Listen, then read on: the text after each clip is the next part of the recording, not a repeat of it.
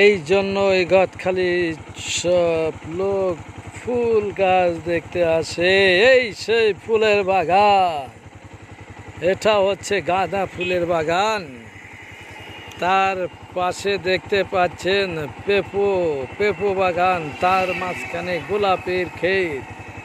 এই যে সোজা দেখতে পাচ্ছেন সবুজ পার হয়ে সমস্তটাই গোলাপ আর গোলাপ। গোলাপ বিক্রি করে এখানকার লোক প্রচুর পরিমাণে টাকা ইনকাম করে।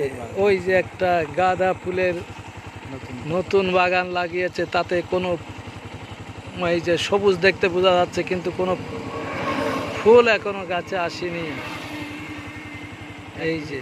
এই যে গাঁদা ফুল দেখলেই আপনার চোখ জুড়িয়ে যাবে।